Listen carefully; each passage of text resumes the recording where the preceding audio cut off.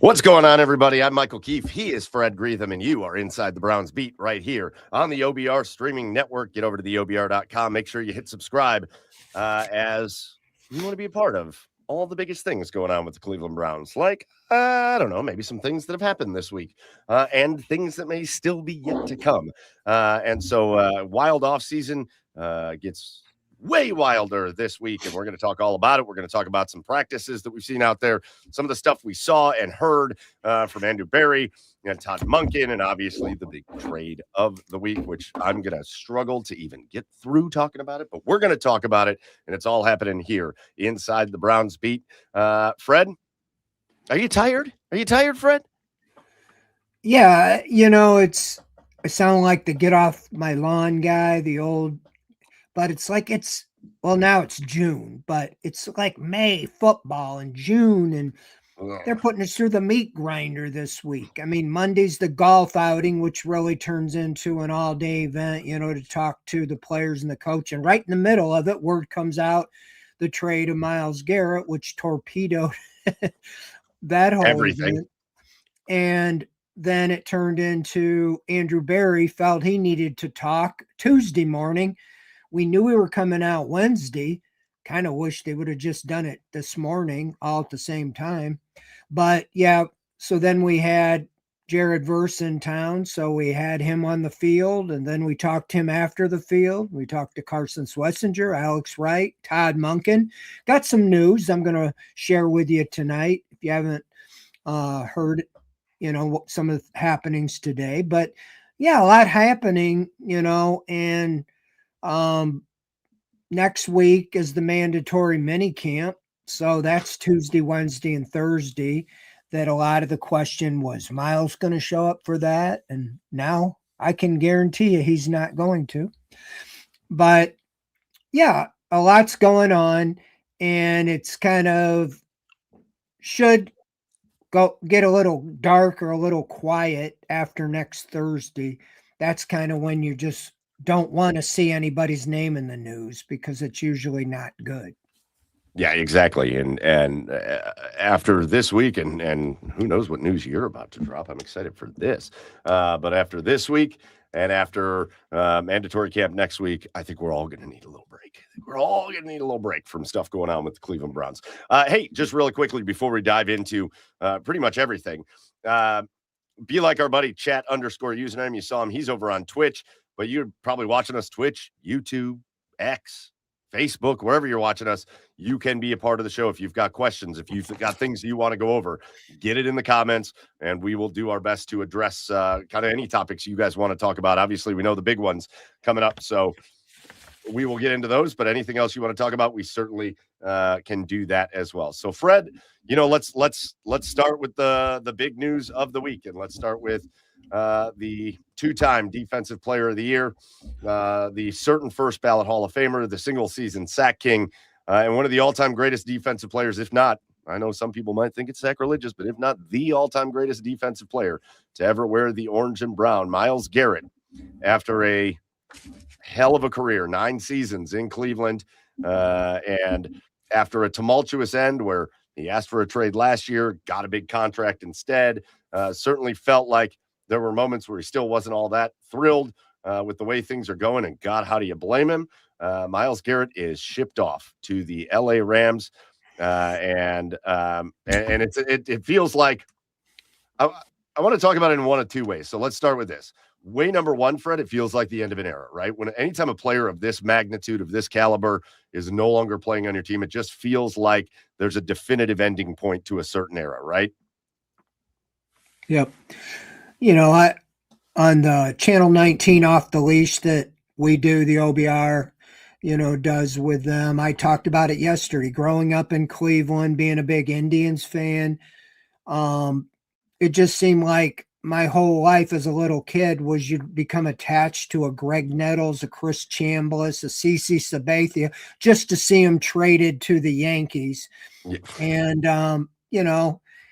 and the Browns had, since the team came back, they haven't had that type of, they had Joe Thomas. Right. Well, then Myles Garrett was the draft pick that you had the first pick and you legitimately hit on it big time. And you just feel like, I mean, my first reaction is, are are the Browns better off today than they were before that trade? And I wrote a story today. They're not. Okay. And it's always that hope springs eternal, How many times even the current Guardians will trade a Shane Bieber or a Corey Kluber for about five guys you never heard of? They usually come back and they're pretty good players, but it just seems like you're always moving on from the rock, the guy, and I get the timing, but it just seems like, now I saw Jared Verse today, talked to him, very impressive young man. Looks like he's really gonna, and I know he's a good player.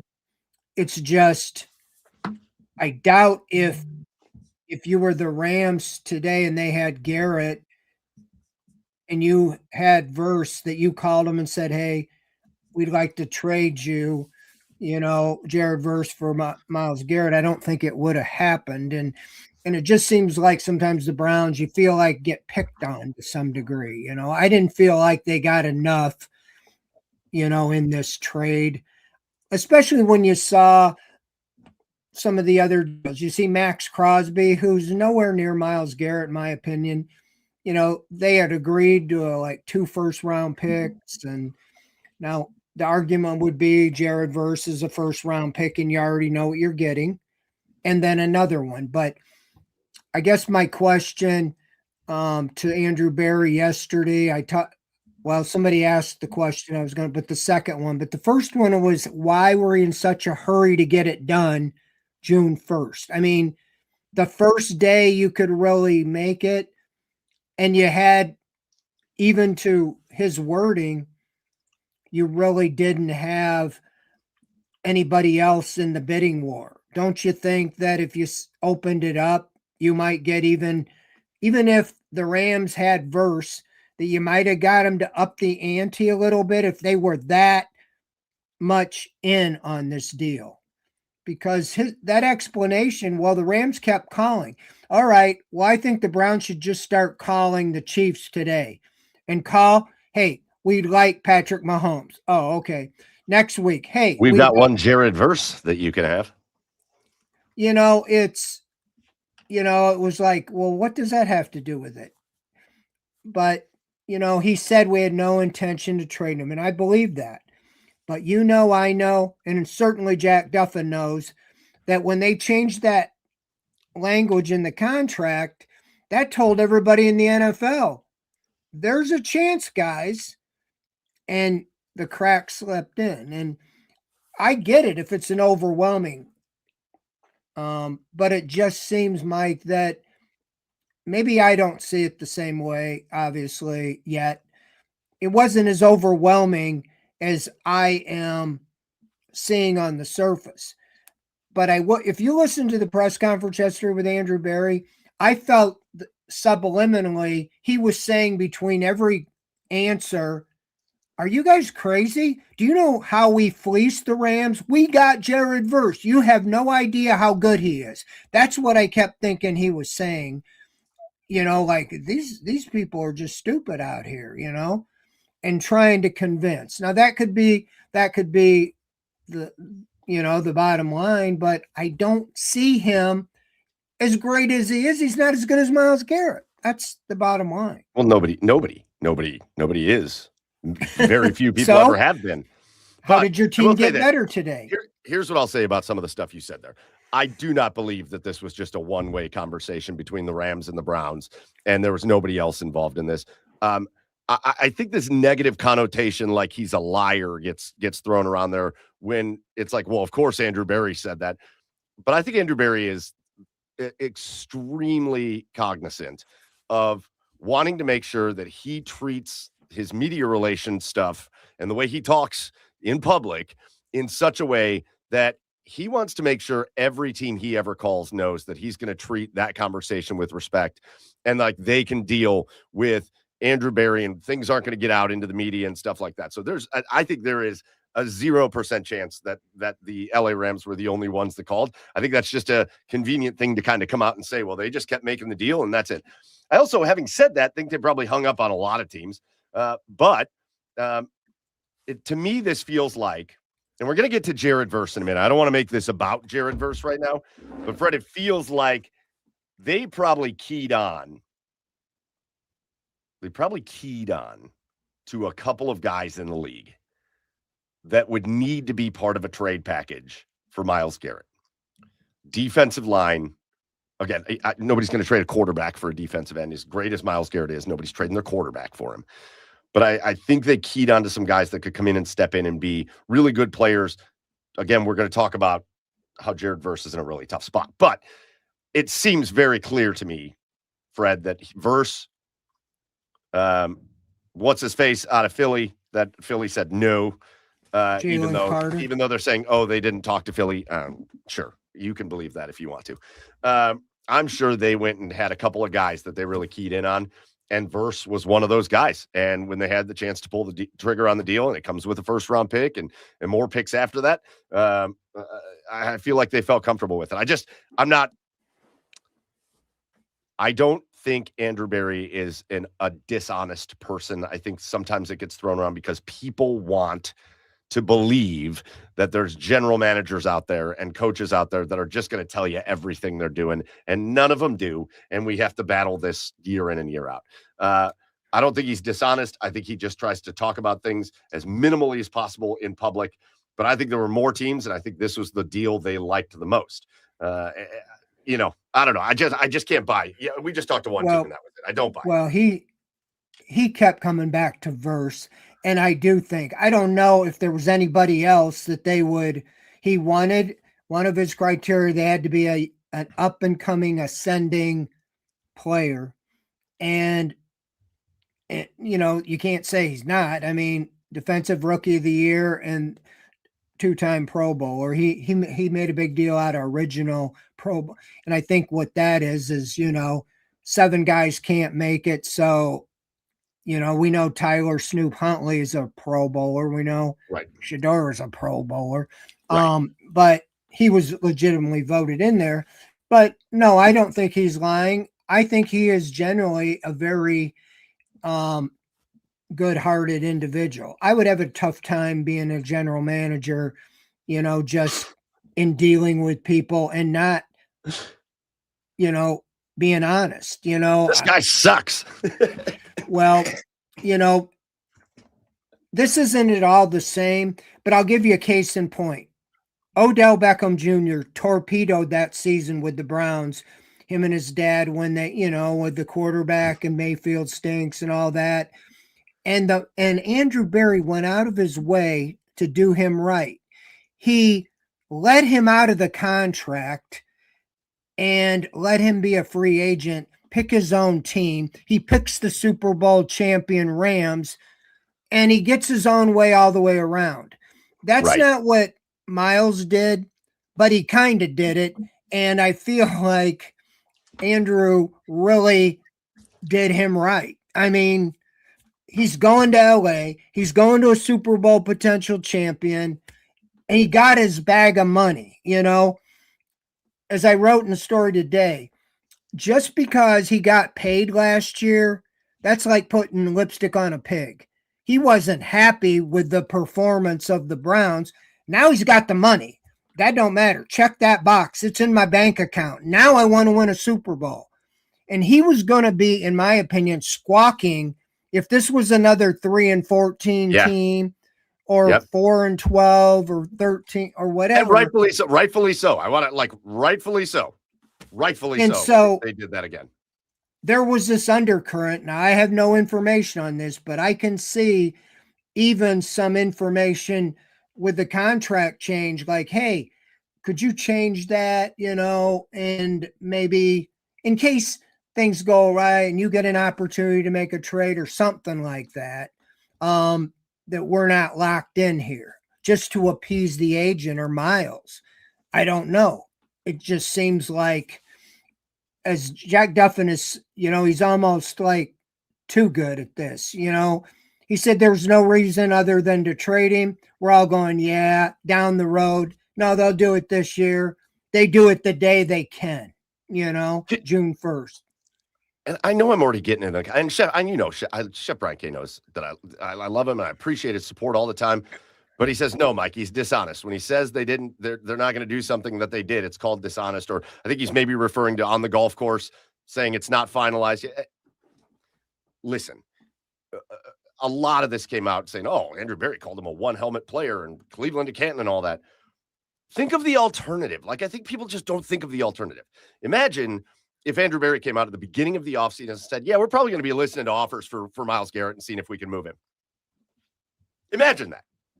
Yeah. And then imagine on the back end that they don't get a good offer or they don't get one that they feel like is worthwhile of Myles Garrett and they don't trade him. And then imagine the stuff they have to deal with on the back end of that.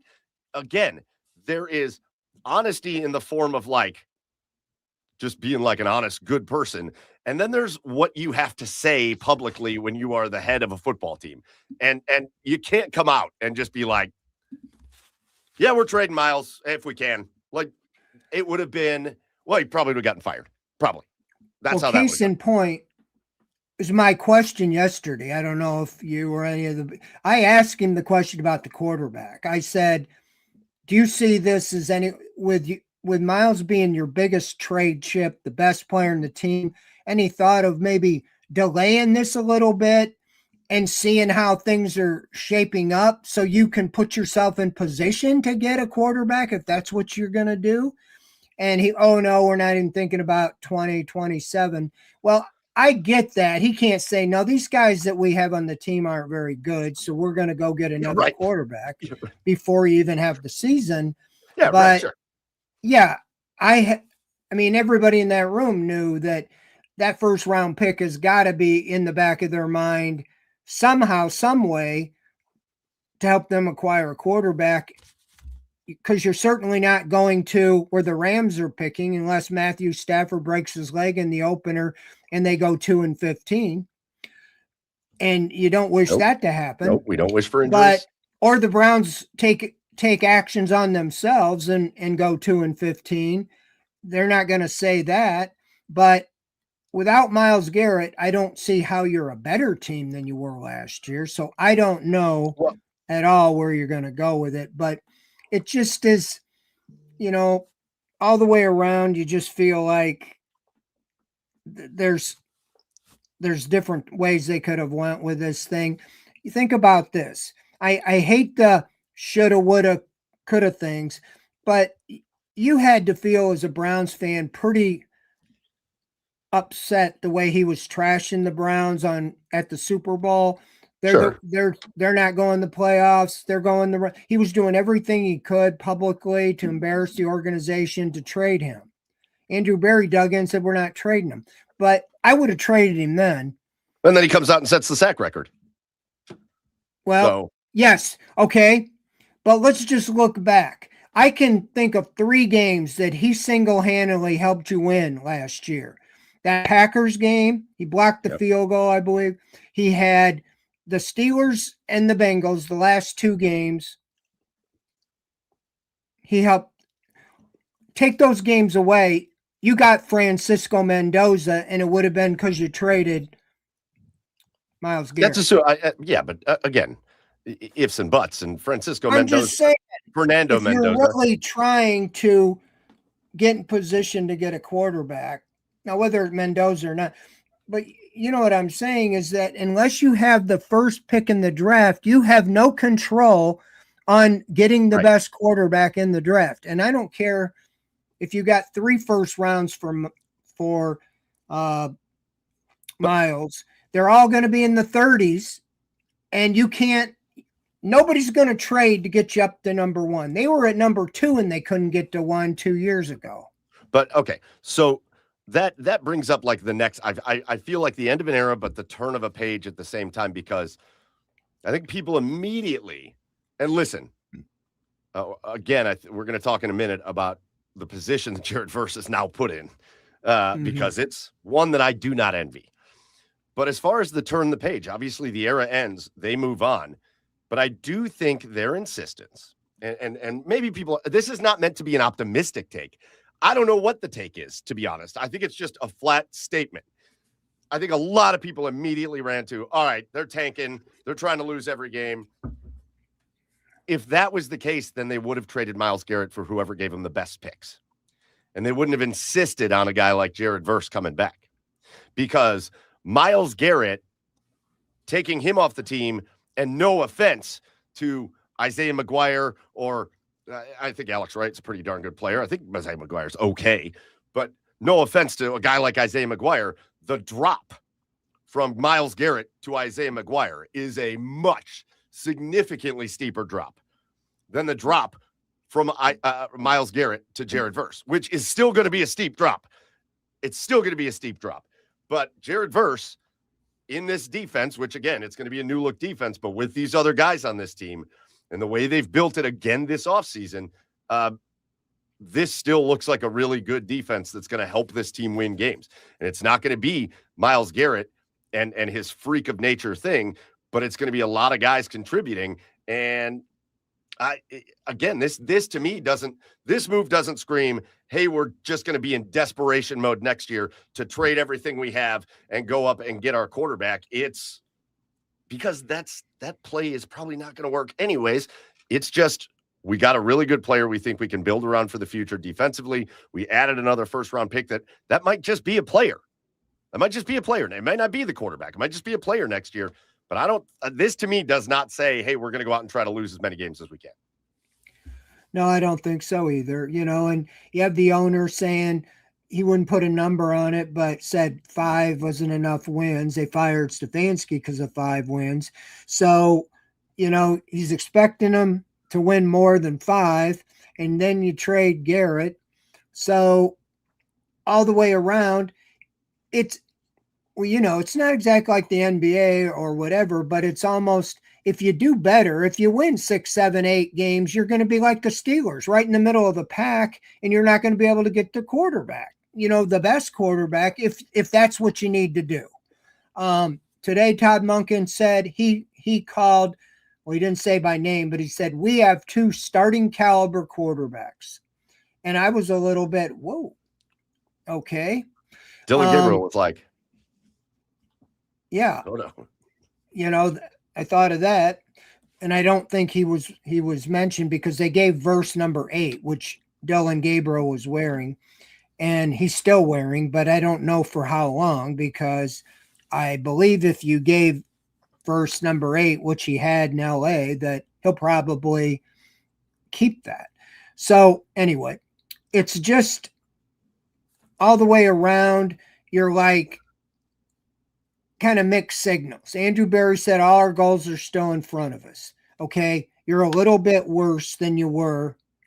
Okay, maybe not as big of a drop, but Myles Garrett to Jared Verse, as great as I think or as good as I think he can be potential, he's not going to be 25 sacks, No, he's only got 12 in 2 years. Yeah.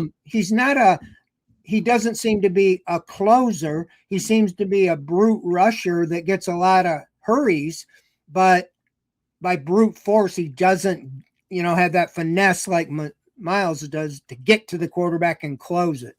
So we'll see how that goes. And sacks aren't everything. The pressures are big and so forth. But I'm just saying that alone, I don't know how much of a drop, but it's still going to come back to the offense, improvement. That's it. And listen, it is, are they worse off at that one position? Yes. There isn't a team that would go from Myles Garrett to somebody else and not be worse off. They are worse off at that one position. But did they do enough this offseason to make themselves better at other positions, wide receiver, offensive line, just all over the defense? They added a linebacker. Did they do enough to make themselves a better overall team? Because this could be 2 different conversations. Again, yeah. I'm not sitting here trying to go into optimistic land. I don't know. Because once again, if the quarterback stinks, If you have the worst rated quarterback play again in the league, you're gonna lose a lot of games, and you probably will. At that point, you probably will lose more than you lost last year because Myles, at least when the whole rest of the team stunk, Myles at least could go out there and win you a game or two. And now that guy isn't here. But if the team overall is better, that's possible. It's not. They didn't get better because they traded Myles. That's not what I'm saying. But are they a better overall roster? We're gonna find out. Are they going to have better overall coaching? We all hope so. I just did a series on five positions or things they need to do to get the team back to winning. And I didn't, for the first time in several years, address edge rusher. And I just felt like they needed depth. When they got out and got AJ Epinesa, I thought that was a great move because here's a 6-7 sacks a year guy. Well, then he failed the physical, and so they didn't have him. They just had Garrett, McGuire, and Wright. And I thought, wow, they need to get some more. They brought in some undrafted rookies like Spencer Fano's brother, Logan. But, wow, they're kind of thin. Well, now you took, like you said, Myles Garrett out of the equation. All of a sudden, that's got I wouldn't say a 5-alarm fire, but as far as the third and fourth edge rushers, you need to go find some 30-something veteran, pretty quickly to get into this mix. And so, it's just, that's the way it is in the NFL. But it just seems like they're lean there. And here's the biggest thing, the pressure's on Rutenberg, taking over for Jim Schwartz, the number one defense the last 3 years. It took a little pressure off, to be honest, because that's a great excuse. I lost the number one defensive player in the NFL. But let's say Todd Monken's a miracle worker in this offense, which scored 16 points a game. The NFL average is about 22 to 23. Let's just say he gets them up to NFL average, 22, 23. They would have won a half a dozen. They would have probably won 4 or 5, 6 games last year that they lost because they only scored 15 points. That's going to really look bad if the offense rises that much, but say the defense falls back down and they don't play like they have the last 3 years, and you lose because the defense lets you down. So that's the real possibility. We don't know how much Myles Garrett made a difference. All we hear is every team said we use 2 or 3 guys every week, and we stayed up all night. And Todd Monken said, I didn't come here because of Jim Schwartz. I came here with Myles Garrett. Well, he's not here now. Well, and listen, again, certainly not having that caliber of player, one of the all-time greats at getting to the quarterback and at pass rushing, is going to impact them. But again, it's going to be, again, I also think it's that you guys asked Andrew Berry, why now? Why was this the time? Why did you restructure so that you could make this move and all that kind of stuff? Which again, I'm eating crow on that because I saw the restructure. I thought it was maybe for next year. If they were bad again this year, they could get him out. But clearly Jack Duffin was right the whole way through. Jack was trying to warn us. The minute they did that restructure, he was like, something's going to happen. He was sure as it could be. Something was going to happen. And I argued with him, and I was 100% wrong. But again, you go back to what you said, and I think you made a good point in kind of your speech before, Fred. But we've seen what Myles Garrett did last year. And again, people get all worked up about a lot of things. I think Myles overall was a really exemplary guy here in Cleveland. But we saw what he did last year with the trades, or the trade demand. We've heard and seen some disappointment out of him, and some just the way he talks and communicates. And I don't know. I know he's 30. I don't know that I'm buying he's a freak of nature. I don't know that I'm buying that he's quite hitting the backside yet, because I think he's got some time left to play. But I do think you're in danger. Think of how many rookies they played last year. I think it was the most in the league, wasn't it? Played the most rookies in the league. And then look what you did this year. You went into the draft and drafted a whole bunch of guys that you're going to anticipate these guys are going to be starters for your football team this year. Bunch of rookies. So now you're going to have a whole team just chock full of first and second year guys. and you're going to have a whole team full of guys that weren't here last year. This new offensive line, all that kind of stuff. And I do think there maybe is a situation where you sit back and go, okay, maybe we don't feel like he's on the decline yet, but maybe he's going to be getting there at some point soon. So we got to start thinking about trade value there. But do we want a guy 10 years in who's now all of a sudden out there talking about how miserable it's been for 10 years and how they don't win and how terrible it's been and how he wants out?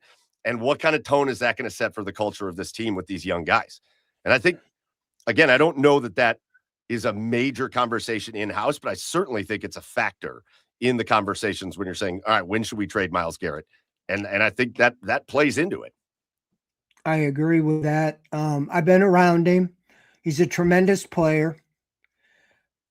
I think he's grown a little bit into the leadership, but when he first came, and even he's still more of an introverted individual. He's a reluctant leader. He does not want to be a leader. He's more of a on the field, do what I do, not talk. And that's for me, I've said a million times, that's okay. People have different personalities. You can be successful. It's fine. But what I'm saying is he came every Friday was Myles Garrett Day in the locker room. And he spent more time bringing up negative things. That's where he would go, let it be known. They better start winning. Let it be, especially at the end of the season. And that he wasn't exactly the leader you wanted. You know, leaders just say, well, keep that to yourself. Don't say that to the media, because that's what Friday people rescheduled to go on Fridays just so they could get what he's going to say, especially towards the end of the year, right, when they're losing a lot. And, you know, they gave him the big contract, didn't really change him. It isn't like he's the right company man, and I don't know if his agent or anybody, it sure seems to me that he still wasn't happy. Don't tell me when he's in town to see the Cavs or even to be at his house, he couldn't have drove over and said hi to Todd Monken, at least in person, shake his hand. He didn't have to be at any practice or anything, but why couldn't you at least, say something? So all the way around, they'll never say it, but I do think they felt, this makes sense. Everything I've heard, Jared Verse is only in his third year, and he's already a very vocal team leader. And what I saw today on the first day when he talked, he was out there on the field. He just got in last night, and he said a lot of good things, about this team. I don't know what the exact, but he said this team isn't a losing team or isn't as bad as people think they are. I see a lot of positive going on, and I'm excited to be part of it, and so you got to say the right things when you first come in. That's what you got to do, But Fred, let's go into this, because let's talk about this return, and let's start with Jared Verse, because it's an unenviable position, and I think he said the right things. He's not here. I'm not here to replace anybody. You better have that attitude, because you can't. Nobody can replace the guy you are going to be replacing. So that has to be the attitude, and they got to keep that there. But I think Browns fans got to remember that too, because here's this dude, 6'5", 265 pounds. The Browns now have back-to-back defensive rookies of the year. Jared Verse 2 years ago. Obviously, Schlesinger last year was the defensive rookie of the year. Jeez, Pete, I'm losing my mind. But obviously a lot of promise there. So it's funny a little bit when you consider Jared Verse as a guy that the Browns would not have drafted in the first round. As an older, he was 24 years old when he got drafted, an older guy. That gives you a little bit of pause as far as how high his ceiling is going to go. But you talked about a little bit of what you've heard from him, but talk about a little bit more of what you know from the one-time defensive rookie of the year, Pro Bowler, Jared Verse. Yeah, I mean, like you said, he said the right things. He's going to be the best version of Jared Verse, is what he said. And basically, that is enough. I mean, if you have what he's done the last 2 years, and even a little bit of the upside that Todd Monken felt like he's really ascending. And maybe I know a lot of emphasis on sacks. I think he's got to get more sacks. But if he can even get up in the double digit, get up to 10, 11, it's not Myles Garrett numbers, but, that is a formidable pass rush. And so I think that just being out there, I put a lot of video clips. I stalked him today and I just put it on the Orange and Brown Report, the OBR.com, or Fred Greetham at 9 on X, and just a deluge of video of him. Obviously, it's not contact, but you can see his burst. And more than anything, that's a big dude. And yes, I think he'll be a real fine player for the Browns. And so, well, there's things to that be make seen what out. Things that make me excited. It's not the sacks. The sacks, I'm going to talk about it in a minute. Things that make me excited. Obviously, the win rate when he's rushing. He's a very good pass rusher. Things that make me excited are the ample amount of tackles for loss that he gets both years that he's been in the league. The forced fumbles says that he is impactful when he's hitting guys, as he's forced a good number of fumbles in his first 2 years. Here's my thing with the sacks, because the minute you bring up, he's only got 12 sacks through 2 seasons, though. Myles Garrett had the sack record last year. You'll have one group of people that's very quick to be like, well, he doesn't have the sacks. Where's the sacks? And then you'll have another group of people that's very quick to address those people and say, well, sacks aren't even an effective stat to talk about a player, and sacks this and sacks that. And I think both sides are wrong, in my opinion. What I'm interested, and actually a little bit nervous to see out of Jared Verse. And this, in my opinion, is what made Myles Garrett, well, one of the 1,000 things that made Myles Garrett so special. It wasn't just his bend. It wasn't just his burst. It wasn't just his ability to get off the ball and move like a guy like that shouldn't be able to move. It was, you said the word before, Fred, and it's a concern of mine, because when Jared Verse squares a guy up and hits him, good tackler. I'm worried. Myles Garrett was one of those guys that if you felt like he got a finger on a quarterback, that quarterback was coming down. Like he left very little. I called him a hyena. He left like no meat on the bone. Did Myles Garrett? He very rarely did you see Myles Garrett square somebody up and miss. It happened every once in a while, but very rarely. And maybe if he didn't even square somebody up, very rarely did you see Myles Garrett get a hand on somebody and not make a tackle. Is Jared Verse a guy that finishes not like Myles Garrett, because nobody does, but half as good? Is Jared Verse a guy that is finishing the plays? Is it 90% excellent and 10%, oh my gosh, he took one wrong step and they're the quarterback win?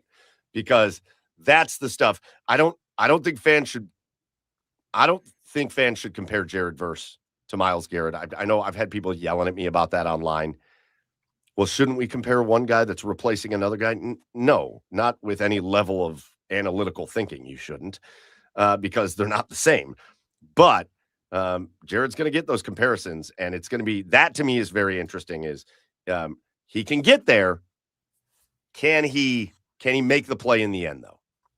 And I think we've seen a little bit of it his first couple of years, but that's an area I think you want to see some growth. And I do think the sack number tells the tale on that, whether people want to think about that or not. I think it tells the story. Well, there's so much emphasis on that statistic. That's why everybody goes to that immediately, because that's the guy who gets the defensive player of the year, right, is exactly the guy who has the most sacks, whether it's TJ Watt or Aaron Donald or whoever. So yeah, I think he's a good player. I think he's going to fit in great. As I also wrote today, when they say they're trying to win now, you just feel like, okay, adding Jared Verse to Myles Garrett is going and playing to win. I know that's what the Rams were trying to do. Well, yeah, but you see the Ravens get Trey Hendrickson. You see the Bengals get Dexter Lawrence. The Browns on their defense just swapped out Myles Garrett for Jared Verse. They could have done worse, but you see what I'm saying? I don't see an improvement, at least right now. I mean, certainly, but 100% not an improvement right now. And again, no shade to Jared Verse. I have no bad things to say about Jared Verse. I've got things that I'm concerned about. I've got things that I'm going to be very interested in. No, there's nothing I say about a downgrade for Myles Garrett has any negative impact on Jared Verse. They could have traded Myles Garrett for TJ Watt. It would have been a downgrade. They could have traded Myles Garrett for Micah Parsons. It would have been a downgrade. Anybody was going to be a downgrade. But the position, it is just inevitable that when he is not Myles Garrett, people are going to start getting loud about it. It's inevitable. And that to me, I think is outside of the fact that we aren't going to get to watch Myles Garrett play for the Browns anymore. I feel like that's one of the more unfortunate things about this is I hope he comes out and plays great and doesn't give people the chance to do that. Yeah, it's one of the few bright spots, to watch a game on Sunday. What was the reason down the stretch to see Shador maybe? But was Myles going to get that sack record? So yeah, it's turn the page. I've been around a long time. It reminds me when I was a kid, the Browns traded Paul Warfield, Hall of Fame wide receiver, kind of in the prime of his career, for Mike Phipps, who has turned out to be a bust, for in the big picture. He played a while, but he wasn't what you were expecting to get, for Paul Warfield. And Warfield helped the Dolphins go undefeated, and then he came back at the very tail end of his career. But, we'll see how Andrew Berry is bold. He made probably the worst trade in NFL history with Deshaun Watson. Gave up 3 first rounds, 6 overall. And then he trades the best player. If I don't know if I would say he's the best player in franchise history, because I still think it's Jim Brown, but he's up the there. best defensive player in Browns history. So you end up trading him away and derailing the franchise at least for 5 years with the Deshaun Watson trade. So I don't know if he's feeling it because of the last 2 drafts, that they feel like they've really got it down. But adding these, obviously Verse, but the draft picks, like we can turn those into 3 other starters, or whatever. We'll see. It's just it always comes back to quarterback, in my book, until you get that solved. And that's why I pressed Barry a little bit of I just feel like somehow that's your chip to get you to a position. Maybe you're 10th this year and there's 3 quarterbacks that you'd be happy with. Well, you could go 10-3 or something with the 2 first-round picks. But if it's a 1 quarterback show, you're not going to, that pick's not going to help you. You're going to take a Casey Concepcion type guy, which is great. Well, hey, listen, I know everybody wants to talk about Arch Manning. If he just plays the way he did last year at Texas, you might be able to get him at the end of the first round. Be great. They just get their quarterback. Everybody's talking about him number 1 overall. I don't know what. Well, I got an opinion on that. I haven't watched enough, but just because his name's Manning is what, that's what it is. He's not Peyton's son. He's not Eli's son. He's their nephew. He's their brother, and that doesn't mean they're Hall of Fame. He's going to be a Hall of Fame quarterback because the name Manning. Yeah. And I'm like, really? No. I didn't want to get off on that tangent. I didn't want to get there. Okay. Anyways, just the other side of the trade. We talked about Jared Verse a lot, but again, you started getting into those draft picks. First rounder this upcoming year. So the Browns will have their first rounder and the Rams first rounder. And again, I'm not going to pull or root or hope for any specific injuries, but it does certainly seem like with the reigning MVP in Matthew Stafford and now the reigning defensive player of the year to go along with what was already a really good defense, it certainly feels like the only thing that derails that show this year is injury bugs. So again, not going to pull for it, but we'll see what happens. But you get the first rounder this year. You get a second rounder in 2028. And then my favorite pick, my very favorite one that they got, because of the little footnote, the third rounder in 2029, which becomes a first rounder if the Rams trade Myles Garrett anytime to either the Steelers, the Ravens, or the Bengals. And at that point, Myles a couple years older. I'm all for it. Let's get Myles on the Ravens. Let's get older Myles on the Bengals, and let's make that a first-round pick. Fred, to me, in my opinion, and I'm with you what you said before. I know everybody's going to try to justify it. And everybody's going to say, well, Jared Verse is a first round. He's worthy of a first round pick. Actually, most people are saying, and I agree with this, that Jared Verse, if somebody just wanted to trade for Jared Verse from the Rams, he's probably worth a first rounder and another pick, a first and a fourth, a first and a third. I agree. I think he's a first plus player. I don't think, but I think that's only in a vacuum of thinking about if somebody just wanted to trade for him. I think in the scope of trading away Myles Garrett, I don't think that matters. I am not happy.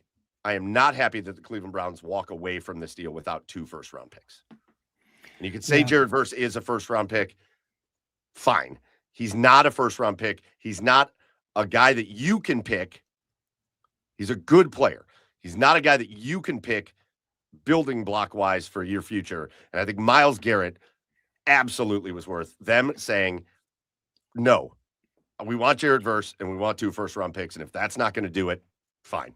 Especially when they're adverse, they're kind of the old George Allen trading away their draft picks for now. They did that to get Stafford, and they won a Super Bowl.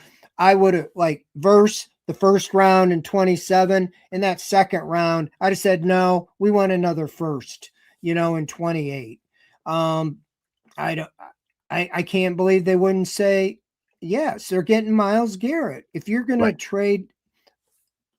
You're going to get, if you were assured with Myles Garrett, you're going to win the Super Bowl.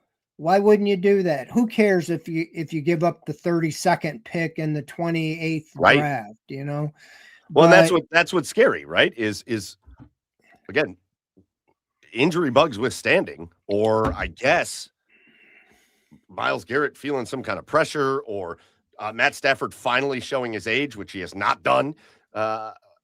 There's no reason to think this first round pick this year isn't going to be a very, very end of the first round type pick. And who knows what it looks like in the future. But I think at least in 2 years, if you grabbed another first round pick, you got a chance at maybe Matthew Stafford hanging it up after a Super Bowl. You got a chance. And the Rams maybe aren't quite as good moving forward from that. I just don't think, to me, it wasn't enough. Well, it's kind of the way I think that, and I guess that's the tone I think a lot of people, and that's where Andrew Berry kept coming back to. He didn't say it, but his tone or demeanor was, you guys just don't know how good Jared Verse is, and I'm like, okay, everybody says he's a good player. He is a good player. We're just trying to justify, if you're going to put the screws to a team that's calling you every day, why not? Like in Draft Day movie, right? Just keep turning. Let's not quote that movie. The notch. But there was some news today I can touch on. Why don't we go there? That I thought was interesting is that, well, first off, Todd Monken said 4 of the 5 starters are set at offensive line. No big surprises. Today, Spencer Fano was at left tackle, and that was the first time since we've been out there.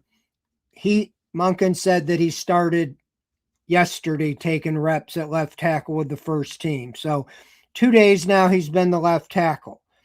Today, Elton Jenkins was at center. He's going to be a starter. The only question is he going to start at center or at one of the guards? I believe it's right guard. Zion Johnson is a starter. He's at left guard. Titus Howard was there for the first time since the early mini camp due to family issues, and he's at right tackle. So those 4 are starters. He said the only one remaining is the 5th guy. And he didn't really go through names, but Parker Brailsford, the center from Alabama, they drafted in the 5th round. They're going to see if he can handle being the starting center. And if that was the case, he didn't say this, but that is, they're looking at him, and that would kick Jenkins out to guard. Obviously, they re-signed Tevin Jenkins, so he's in the mix. He didn't say any of these other names, but 4 are set. And then it's basically who's going to be the center and or guard. Elton Jenkins would be whatever one, depending on who the 5th Yep. guy is. That's Fred. Besides, That's what my thought process is. It's pretty well known that they're comfortable if Elton Jenkins is their center. They're comfortable with that because he's a good player. But it feels very strongly like they would prefer Elton Jenkins at the guard position at right guard. And that's what I said the night they drafted Parker Brails. I know he's not the biggest guy in the world, but he's as big as some other really good centers. yeah, He's not the biggest guy in the world, but I said it. I think that kid's going to have a chance to be a starter for the Cleveland Browns this year. Yeah, I don't know if he would start to begin the year, but Luke Whippler started doing some things today coming off that injury. So even if Whippler because he started the last 6 or 7 games, he got hurt in the last game. Right. Whippler, Brailsford, and then you could kick Jenkins out. Or if you feel Jenkins gives you the best shot at center, then it could be Tevin Jenkins. Or today they had Conley. I think he's a first-year player from Boston College. Yeah. Jack Conley. In fact, he's listed as a tackle, 6'7", 330. Yeah. So he was in there at that guard position. And so that's a little bit of news. The other thing I thought was interesting, I don't know when you heard when Deion was doing his rant that he needs to sit down with the coach, and talk to him about Shedeur and all that. No. My first thinking was, good luck with that. It sounds like a parent-teacher conference. Monken was asked about that today. He goes, I can't wait to meet with Deion. He said he has to get his schedule where he's shooting a commercial. And Monken said, I told him, tell me where you'll be and I'll go meet you. So he went on and on about, like, I really want to meet with him. I respect him as a coach and I respect what he's done with Shedeur, and so forth. So I thought that was a little bit of news just because I kind of rolled my eyes like you did when I heard Deion saying, I need to get out there and talk to this coach, He also threw in Travis Hunter. He said, I know more about Travis Hunter, and the Jacksonville never asked me to talk to him about what gets him going. I know what gets these guys, So anyway, I thought that was a little interesting because I thought that would hurt Shedeur more than help him. But Monken made it sound like he was excited to meet with him. Well, Denzel Ward, Grant Delpit, Mason Graham, they weren't out there. He did have some information on Malik Collins. He said he's coming along well. He's back, I think, in Houston with family rehabbing, but he did say that he would be up here for the mandatory minicamp. I don't necessarily think he's going to practice. I heard that Monken didn't say this, but somebody else told me that he was a month or so from being ready. They thought he'd be ready for training camp. And Quinshon Judkins, I thought, looked really good, really explosive. I mean, at this time of the year, I really didn't expect him to be out there going full go and everything, running first team with everything.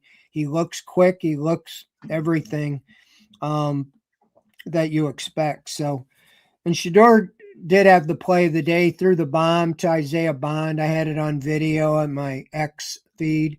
I think I put it on the OBR as well in the story, but it was a nice throw right to him. And I think I mentioned earlier, Monken said that they have 2 starting level quarterbacks, and he's very pleased with both Shedeur. He didn't say by name, but everybody's, it's Deshaun and Shedeur again. Shedeur got first team reps a majority today. I don't know still how they do it. It seems like when we're out there, he's been getting them. But when Monken was asked about getting the starters, that's where he feels like the 4 of the 5 starters in the offensive line are pretty much set, but they really need to get the pads on to see with the other guys, and that comes back. but also with the quarterbacks. I don't know if he'll name one after the mini camp or whatever. But I thought it was a little interesting when he said a couple times, I kind of go back and forth now. He's talking about the quarterback, almost like he's thinking, I think it'll be Deshaun. No, I think it'll be Deshaun. So it looks to me like he's really not decided who's ahead, where everybody's assuming it's a foregone conclusion. It's going to be Shador. I mean, wouldn't you think that if they're even close that you'd go with Shador? I would, yes. but yes. I mean, we were clearly thinking that Deshaun, in their mind, was clearly ahead and ready to seize the opportunity. So, yeah, I think 100%. If it's neck and neck, you go with Shador Sanders because one guy's got a chance to really take a step forward, and the other guy is a guy. Last thing, though, Fred, that I wanted to bring up again as we get through camps here and mandatory camp next week, so there'll be more to talk about. But I do want to talk about, did you see the interview, Fred, with Jim Schwartz? I did. I got to tell you, I did the same kind of eye roll that I just did a couple minutes ago when I saw, Jim Schwartz is talking. And I think I saw a quote that made him sound real salty and kind of negative. And then I listened to it and I was surprised.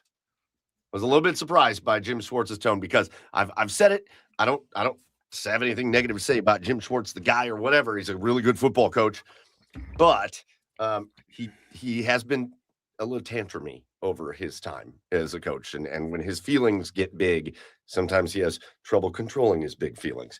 And I thought he came across great in that interview. And it actually was a really good listen. And I think he came across as gracious. I think he's mad because he wanted the job, but it wasn't, I was expecting a tantrum. It wasn't a tantrum. He wished Todd Monken luck. He said he likes Todd Monken.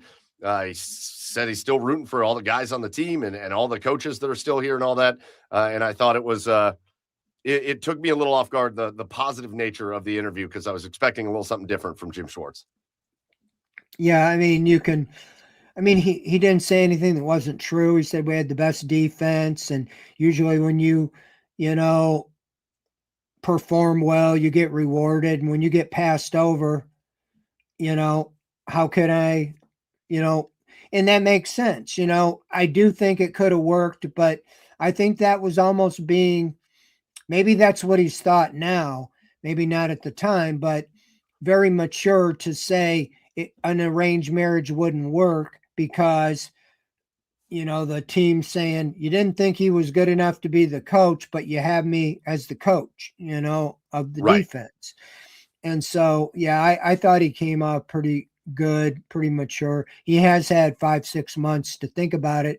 I don't know if he did that after the trade was made with Garrett or not, but it was coincidental. I thought that I heard it, I think last night, or that's when it came online.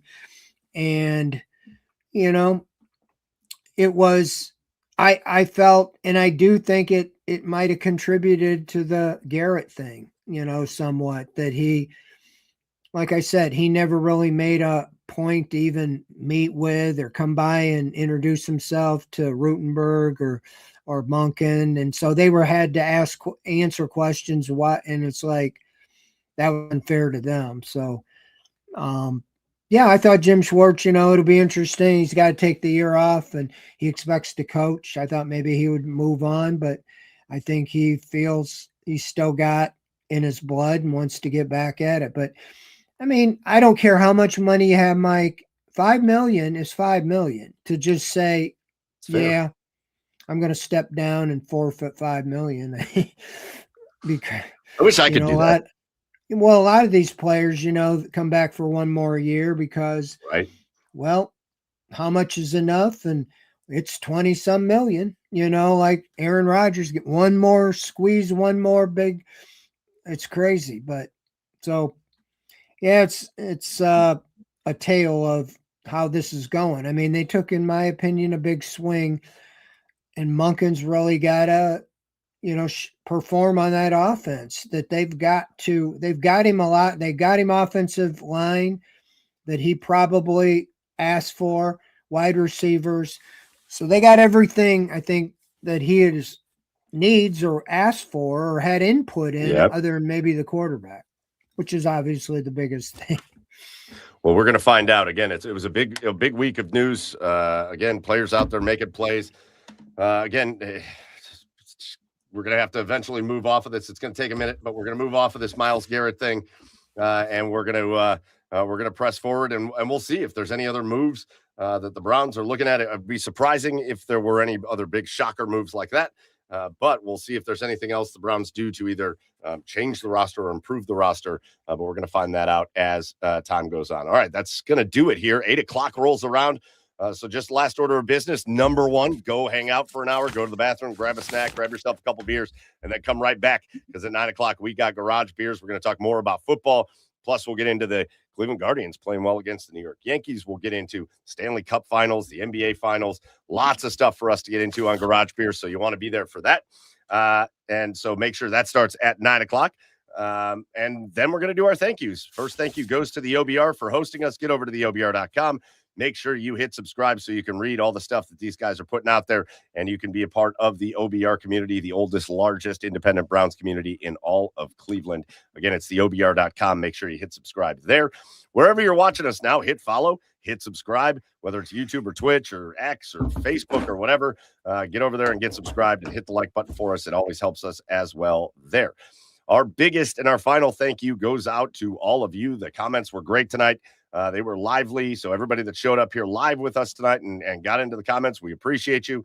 And if you didn't catch us live tonight, but you're listening to us on the OBR podcast version or you're watching us later, we appreciate you. We love you. And we thank you for the support. That'll do it for us here on Inside the Browns Beat. He is Fred Greetham. I am Michael Keefe. We'll talk to you next week. Until then, though, as always, go Browns. Same.